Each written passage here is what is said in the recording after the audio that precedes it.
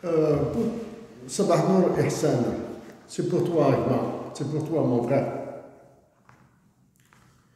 Et si je ne sais qu'on, dans ce pays, on songe à me dresser une statue, je donne mon accord pour la cérémonie, mais j'y mets une condition, qu'on la place, non pas près de la mer qui m'a vu naître, avec la mer tous les liens sont rompus, non dans le parc des souvenirs, près de la souche où me cherche une ombre inconsolable, mais ici où j'ai attendu 300 heures, sans que pour moi s'ouvrent les verrous. C'est que j'ai peur, dans la mort bienheureuse, d'oublier quel bruit faisait les fourgons noirs, d'oublier la porte qu'on claquait affreusement et la vieille qui hurlait comme une bête blessée. Hassan Ahmad, c'est un poème d'Anna.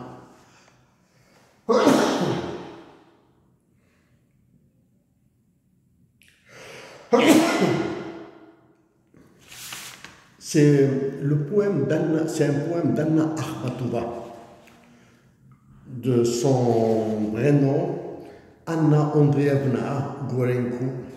Elle est née en 1889, elle est morte en 1966. C'est une poétesse. C'est un poème qu'elle a écrit. Elle a écrit pour son fils qui a été emprisonné.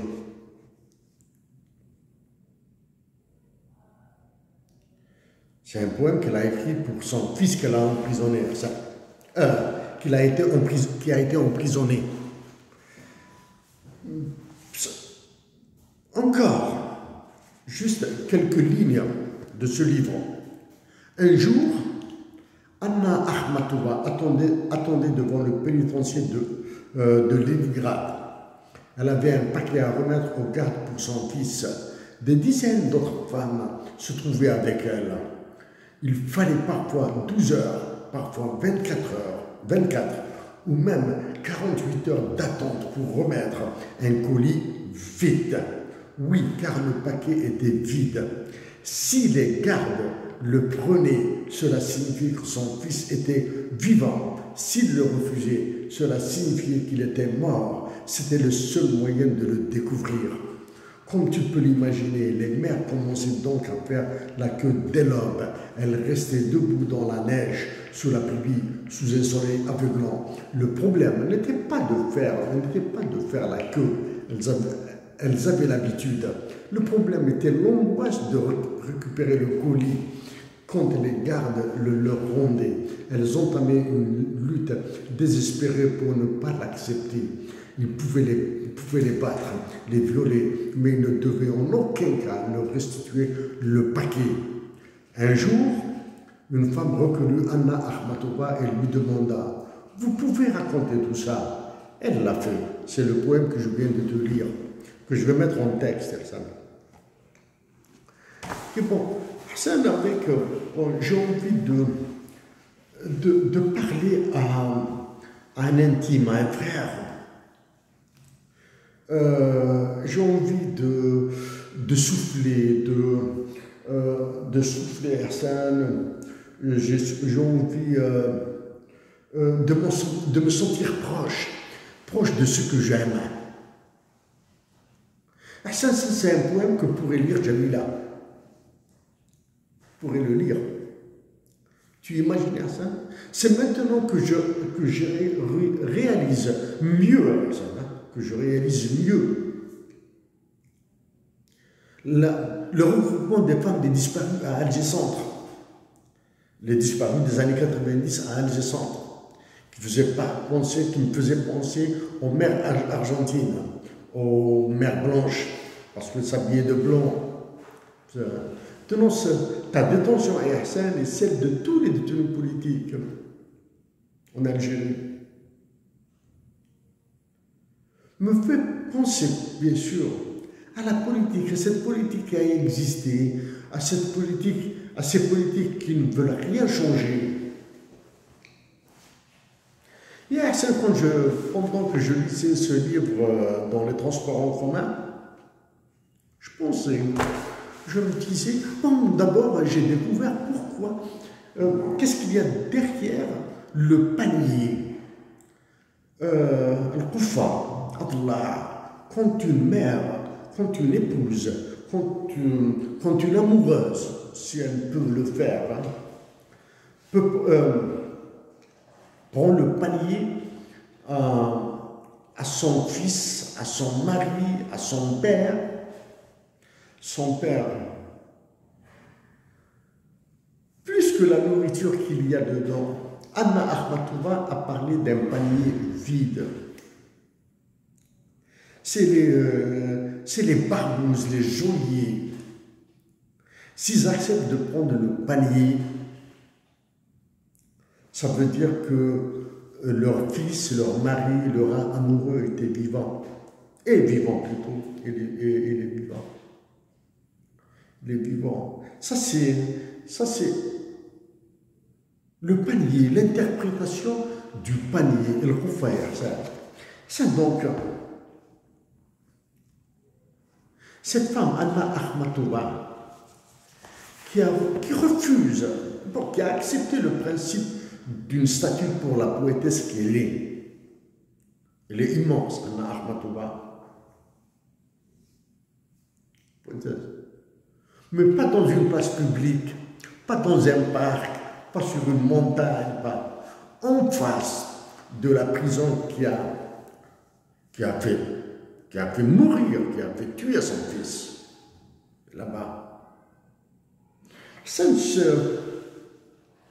Nous avons eu des moments agréables, nous avons eu des moments très agréables, ça. Nous avons voyagé ensemble.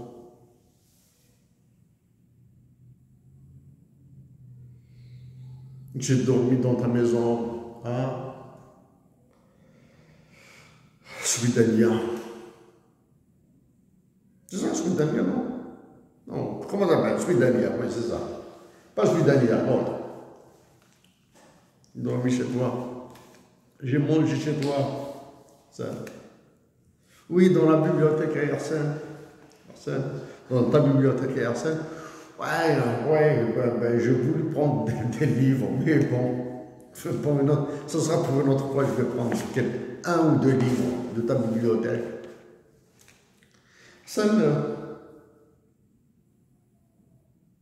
Je réalise la douleur, ta douleur, Yassine.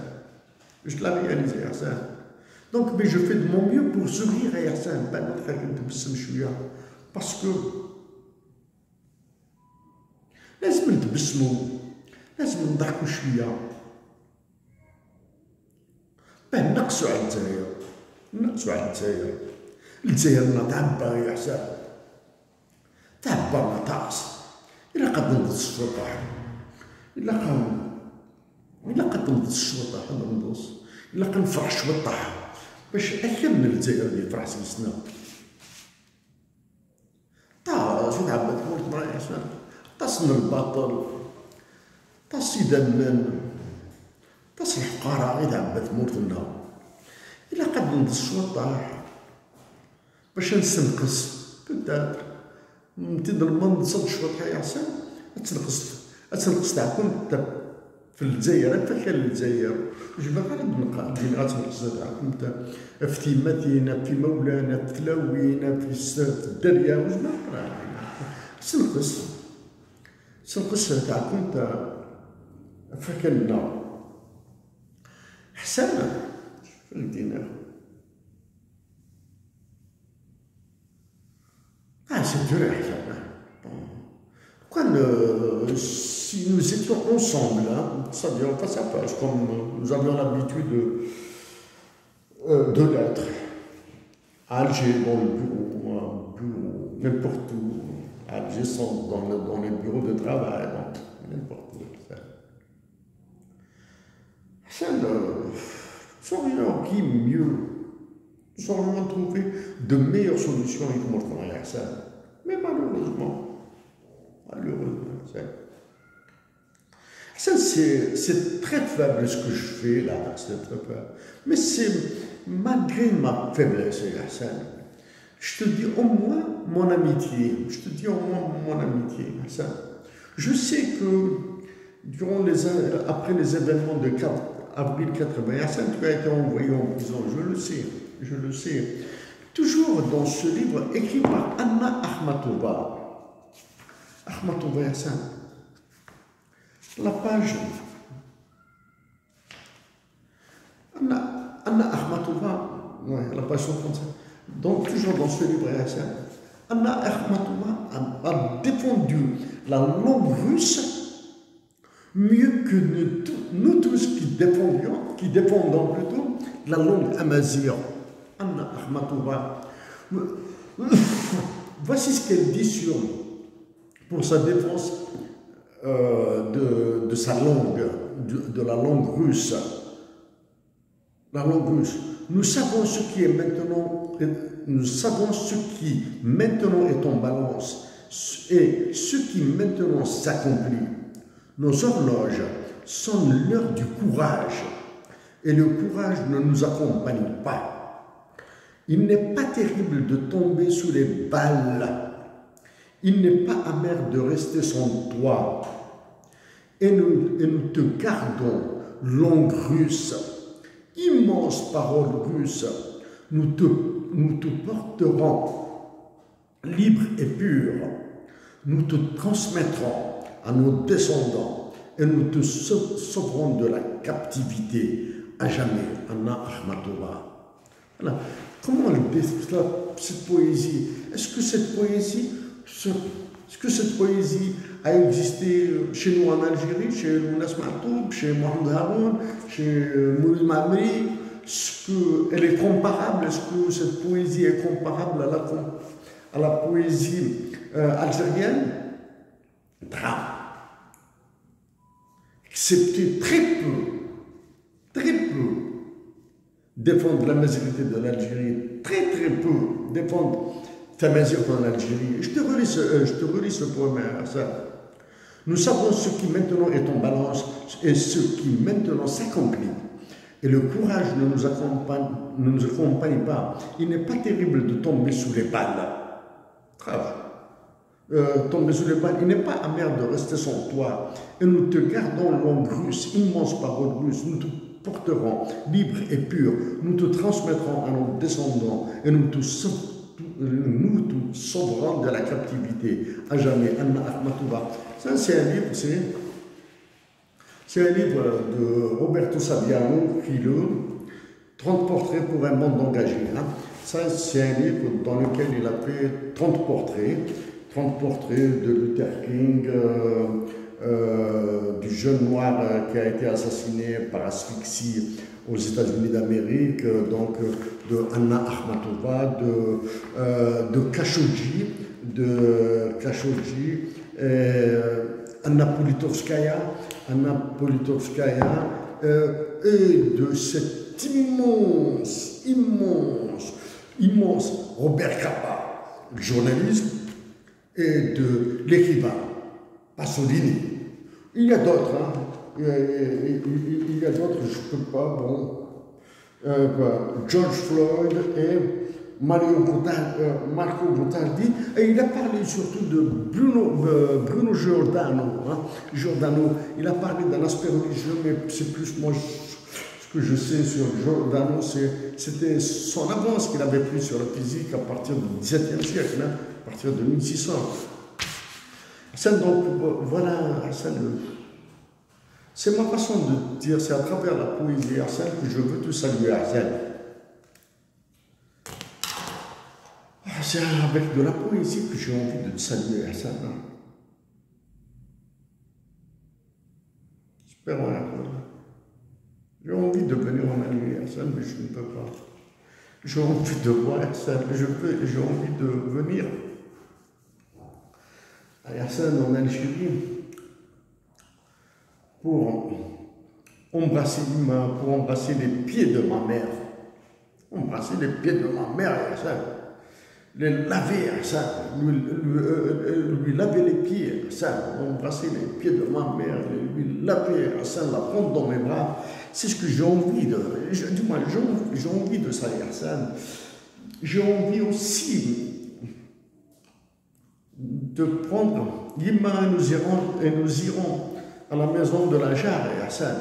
La maison de la jarre, je ne sais pas moi. La maison de la jarre.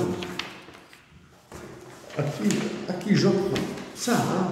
David Hume, hein? Toujours c'est dans le livre, dans ce livre que j'ai tiré, hein? La beauté n'est pas une qualité inhérente aux choses elles-mêmes.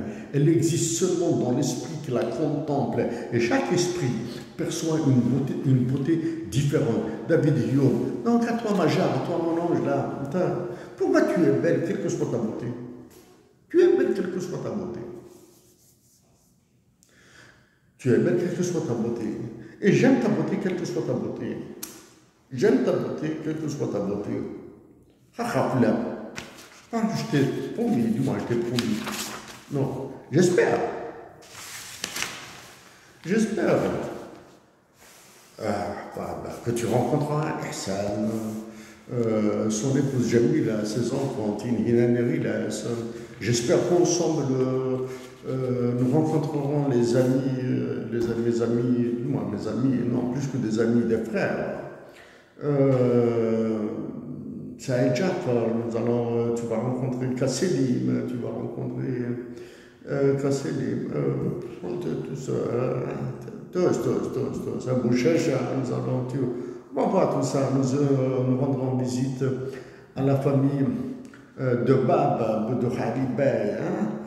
Nous rendrons visite, ce sont des pauvres, nous irons, toi, Maja, Skikda, Nabana, nous allons nous recueillir sur la tombe de Begespi, toutes ces femmes-là, Temurtna, Rastara,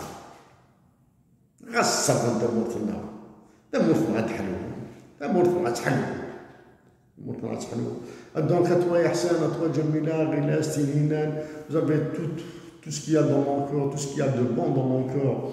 À toi Ima, Ifmini à la jarre, à toi vous tous, à tous ceux que j'aime. Et ils sont nombreux en Algérie. Mais ça, Slami ou Filawan.